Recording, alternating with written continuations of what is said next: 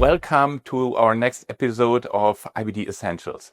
We have now several episodes online, and it seems as we share great interest in IBD, and there are many people just watching our podcasts. And if you like the podcast, if you feel there should be more discussion, if you would think that we should have different topics, please just like us, send comments, and we will adapt our podcasts.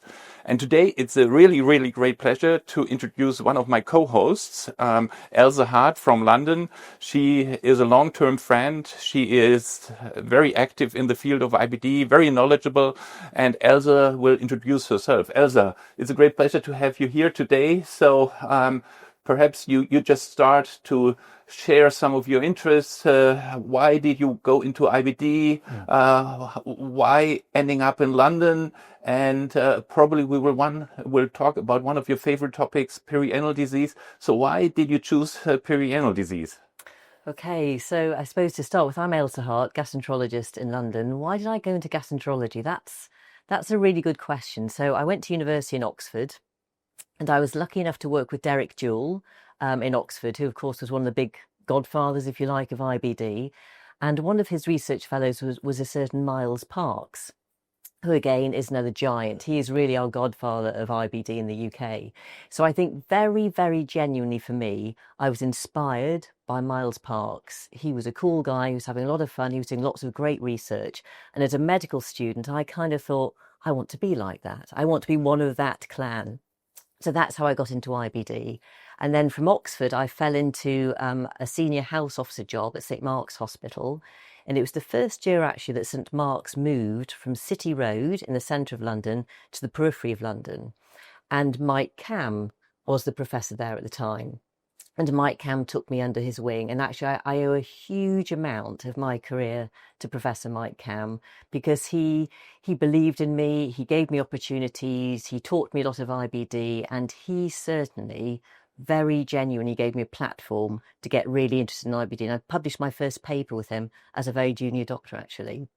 So that's how I got into IBD. So this shows really that it's interest, it's devotion, but it's also probably a bit of luck to cross the path of such heroes. We all know the people you mentioned, Miles, Mike Cam, and both of them are, I think, very didactic people. They are great researchers, but they're also great lecturer and educators. And I think you also have great interest in lecturing and educating people.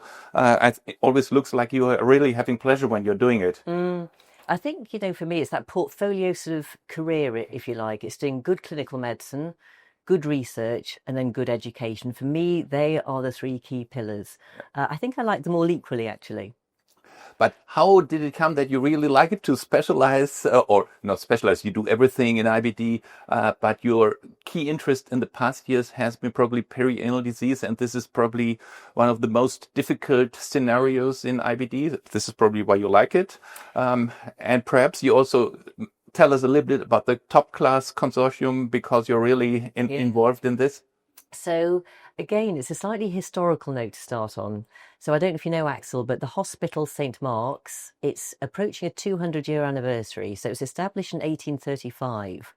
And back in 1835, it was a very small building in the centre of London, the City of London, and it used to be called the Infirmary for the Poor afflicted with diseases of the rectum and fistulas. That's what the hospital used to be called.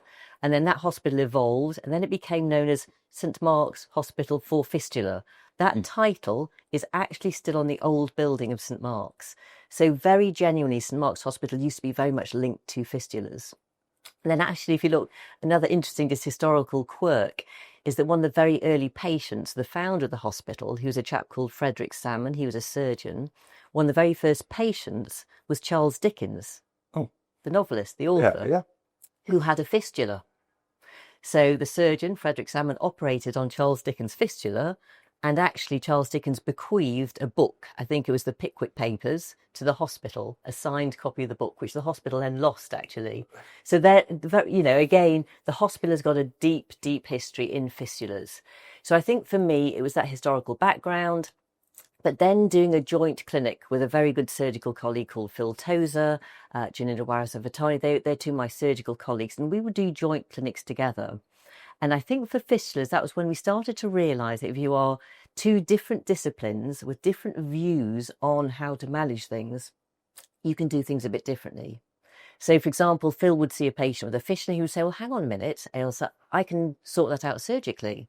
And I would say, OK, that's great. And I hadn't seen that before. And then on the other hand, he'd see some very complex fistulas. And I would say, well, is that cryptoglandular or is that isolated perianal Crohn's? So two different clinicians looking at the same problem through different lenses made us think we need to do something a bit differently. And that honestly was the birth of the top class consortium. So two clinicians in the room, we thought we need to do something differently. We need to classify these diseases differently. And then actually top class started 6 years ago exactly. It was Echo 2020, just before the pandemic. We had a meeting with interested gastroenterologists, surgeons, and that was the birth of the top class consortium actually. And then one of the first things that we did was create the classification. So that was understanding that perianal Crohn's disease isn't just one thing. It's a really heterogeneous mix actually of different patients, and trying to classify patients was one of the first things that we did. So whenever you think, and it's quite interesting reflecting back on what the consortium has done, because we had a mission statement. You always need a mission statement, don't you? So our mission was to, improve the outcomes of people living with perianal Crohn's. Then we thought, well, we need to have, if you like, the top 10 research questions in perianal Crohn's. There are different ways of doing that. You could think, as a gastroenterologist and surgeon, you know all the top things, but we don't. So what we did was a very formal priority setting partnership. It's called the James Lind Alliance. It's a proper entity which looks at the top 10 research questions in an area. So it gets all the stakeholders, the patients, the radiologists, the gastroenterologists, the surgeons, and it goes through this pipeline, if you like, and it ends up with the top 10 research questions. So you have your mission statement, you have the top questions you need to answer. Then the next thing we want to do is get common language. Just let me stop here before we really go into the common language, because this was a great story already. It was a history because of the story of Charles Dickens I have never heard and never heard this background. And again, it shows really nicely if certain things come together, you may have a successful idea and you have a real plan and you can really develop something.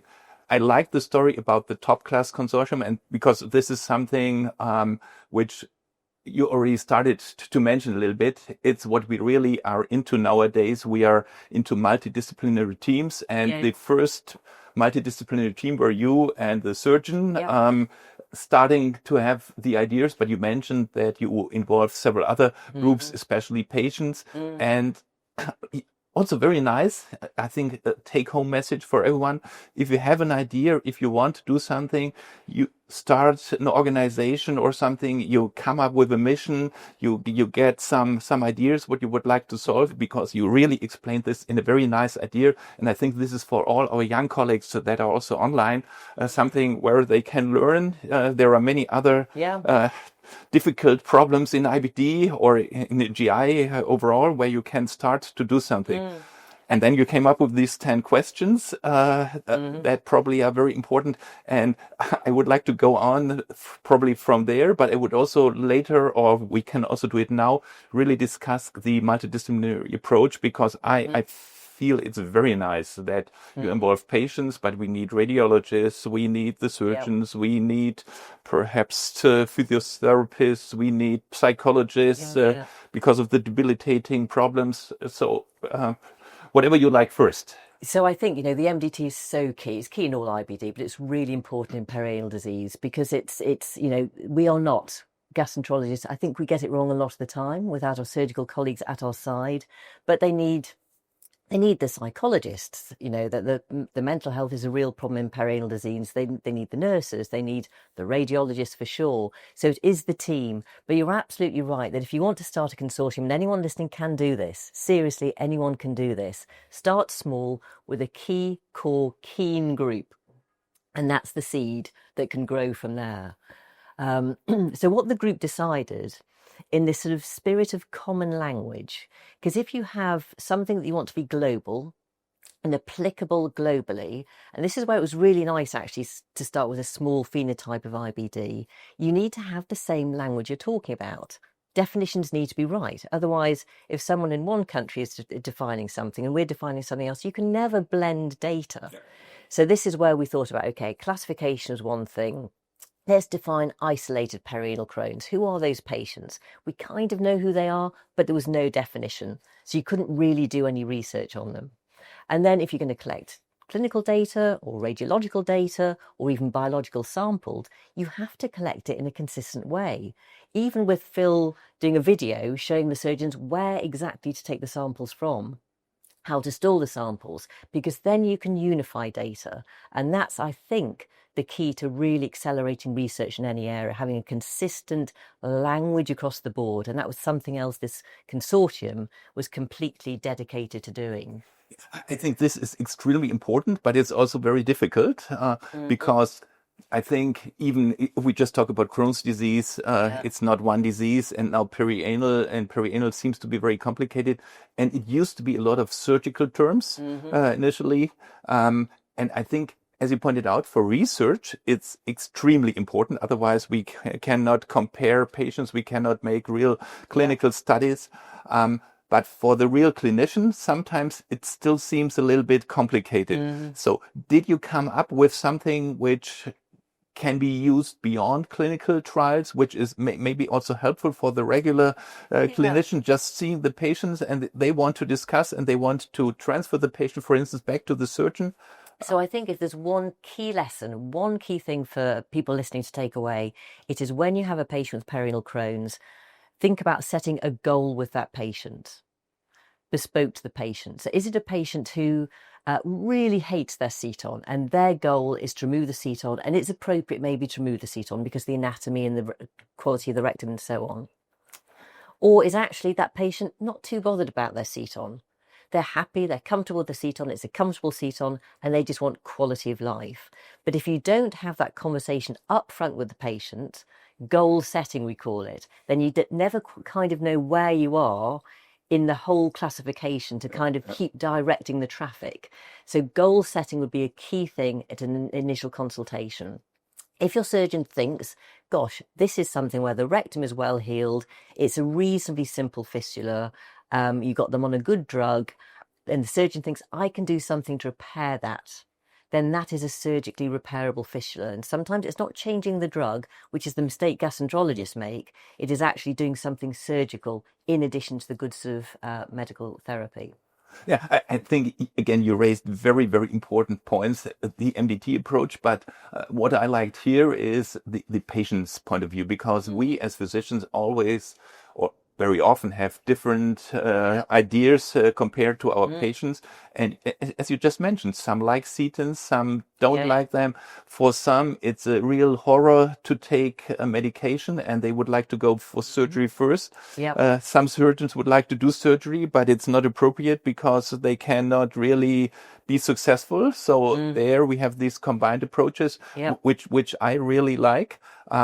But this also leads probably to a problem. The time is getting more and more shorter. The consultations with the patients are very under pressure because everyone thinks healthcare is so expensive and these patients really cost a lot of time. So how do you manage to do this? Yeah, I mean, it's the same problem, isn't it, with all IBD, really? But it's the great benefit as well of IBD. Because we are clinicians dealing with chronic diseases, it's like a concertina, I always think. There are moments when they need more of us, and then there are moments when they need less of us.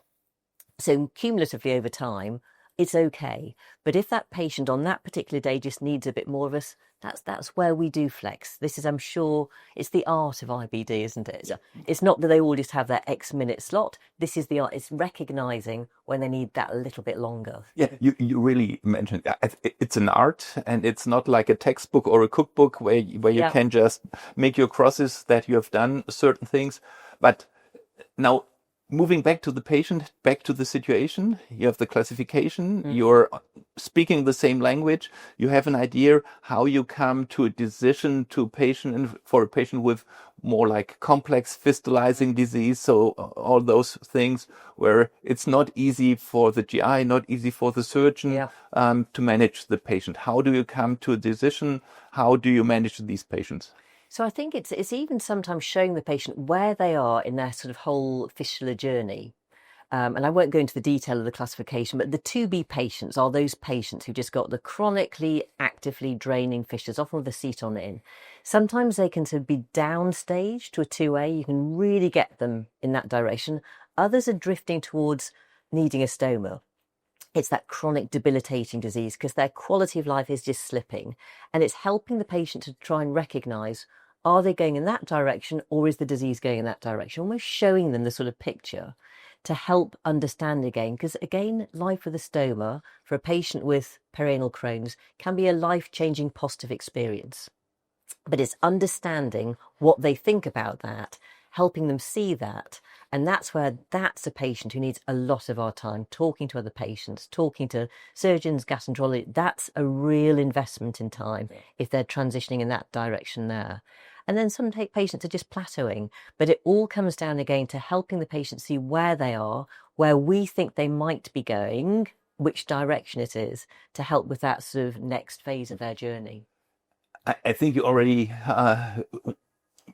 shared some very important issues, and probably we have to move a little bit back again to the classification because you mentioned 2A, 2B, and we know these classifications, and there are these very, very nice graphs for all of those who are not really working on a daily basis with this. So could you probably share where people not really daily involved and how they can teach their radiologists and their surgeons to use these classifications, where they can find this classification, which was nicely published in several journals, and you can see it, for instance, in the ECHO guidelines? So it's published in Lancet Gastrohepatology in 2022. So there's a nice schema in there. But just to say it very simply, there are 4 classes. Class 1 is the ones where really it's those patients who see they've got a fistula, it's inconsequential, they're not really bothered about it. But if we don't define it, we don't know what happens to those patients. Do they progress? Do they regress? So it's defining it. Almost all the patients we see in clinic are class 2.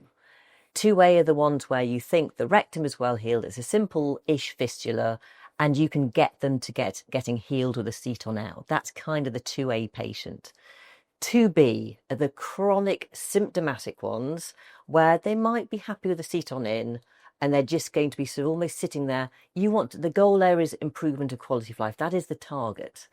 And then they sort of move, and I won't go straight towards the end, but there's the 2C ones, those really rapidly accelerating disease. And it's this concept of velocity as well that I think we're seeing a lot more in the classification overall. The patients who just so rapidly progress, they need a stoma very early on, compared with the very slowly debilitating ones, which are the 2C2s. And then you move into class 3 and class 4, and it makes the point that even after a proctectomy with a fistula, that is not the end of the journey for those patients. Some of those still have an unhealed wound, they still have fistulating disease, that is still Crohn's disease. And again, they need medical and surgical strategies. Unless we think about them and define them, we can't do trials on them, we can't speak the same language in those.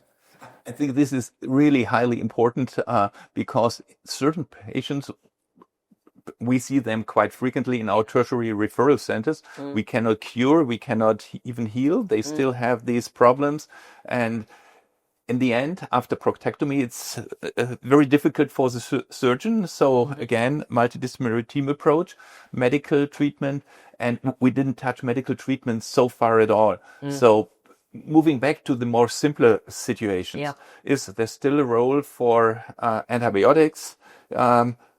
If we move to biologics, or we can move something in between, thiopurines, which have been used, is there still a role? Perhaps we just touch a little bit on this for the last minutes of our discussion, and this would be enough for 2 or 3 podcasts, I know. So, I mean, honestly, I think, it's straight in with biologic therapy. Anti-TNFs, infliximab is still the gold standard in combination with thiopurines. good drug levels, double digits for infliximab, thiopurine is therapeutic, combination therapy, and work really, really hard with that. Don't accept loss of response to the drug until you've done two things. Number one, got a scan, and number two, spoken to a surgeon. It might not be loss of response to the drug. It might be there is something the surgeon can get at with a good scan, and then the drug can keep working. So that's lesson number one. Honestly, beyond infliximab and the thiopurine, you can use a second-line anti-TNF, okay, if they respond well to a first, but you might well be thinking about moving to a different drug. Upadacitinib, the P19s, ustekinumab, honestly, they all sit there, as potential next options for it. Some exciting, I think, data coming through, hopefully, with the ECLIPSE study. That's the upadacitinib in Perianal Crohn's we're doing in the UK. There's a big mirikizumab study in the US going on in Perianal Crohn's. So I think, and this is maybe a nice note to end on, to start to see some trial data coming through. We haven't spoken about trial design in Perianal Crohn's. That's maybe another topic altogether. But to start to see now some more medical, surgical combined studies in this space with the right outcome measures for the right class. That's where I'd love to see this field going. And I think Frederick Salmon will be terribly impressed if we got there. No, you mentioned important points. A lot of patients with fistulizing disease are excluded from our clinical trials. There have been no real studies just designed for perianal fistulizing disease besides the infliximab trials. We will see the fusion trials with guselkumab later this year. So there is another trial. I would move one step backward because you really highlighted the importance of high trough levels of infliximab and the combination, which is probably helpful with the recent emerging of sub-Q infliximab. There has been some evidence from the JET8 group that perhaps monotherapy may be okay because you can achieve similar high levels. There are no real trials just focused on perianal fistulizing disease, but your opinion to this? So I think, again, there's going to be more, accessibility and preference for a patient. So if a patient thinks that sub-Q is going to be more convenient for them, that's a reason that's fine. So I don't have strong feelings, IV or sub-Q. It would be more those other factors. So if a patient, just felt, right, it's more convenient rather than coming into the hospital, I think that's fine. The levels are high, monotherapy, that can work for some people who maybe can't take a thiopurine. Yeah, perhaps one advantage could be, at least when you get these high levels with a monotherapy, you have less immunosuppressive effects, and this may be some sort of helpful. And I don't know the exact situation in the UK, at least in Germany or in a lot of countries, a lot of people are more happy to have sub-Q treatments. This is probably also why we have the rise of all these sub-Q treatments instead of IV. You have more space in your office. And I think, that's a key thing in the UK as well. Capacity in our infusion rooms is tight. So actually to try and get patients onto sub-Q, that's been a big driver actually since the pandemic. And we were just talking that it's always difficult to get the patients treated, but once you're really successful, especially in the MDT approach, you have combined surgery, medical treatment. Do you see a chance to stop some of these treatments in certain patients, or when you have achieved something, never change a winning team and continue at the moment forever? What is your approach? That's a really, really good question. So again, the Top Plus group, we've defined radiologic healing. It is a high bar. It is a very difficult target to hit. It's a bit like, in luminal disease, no neutrophils. It is a high bar. And if you do hit that, maybe there are some who can. Of course, you always have to see the perianal disease in the context of their luminal disease, because they can be discordant. They can have healed perineum, but disease elsewhere, or vice versa. So to really stop in perianal disease, I still think that is hard, actually. I think this was really, really a great discussion. I learned a lot today. I learned a lot about the history of Charles Dickens and your institution, St. Mark's, which is one of the key centers for IBD for at least 100 years, in my opinion. And now I learned it's going back already 200 years almost. So this is very important. I learned that classification is very important, and you really can look this up in in the Lancet Gastro paper, a very, very nice paper, and this figure is always in all the reviews, so you will find it again. We really talked about the MDT approach. I think this is something which is the top, otherwise you are not able to really treat the patients perfectly, and there are some very good medical treatments. There will be some emerging new medical treatments in the future, and I think this will probably give us enough food for more podcasts on this very important topic. So with this, I would like to thank you for listening. If you really have some questions, if you like us, if you would like to see different topics, if you would like to hear more on perianal fistulising disease, really just call us, write us, and we will be very happy to entertain your important topics. Thank you so much, Ailsa, and Thanks. see you for the next episode. Thank you.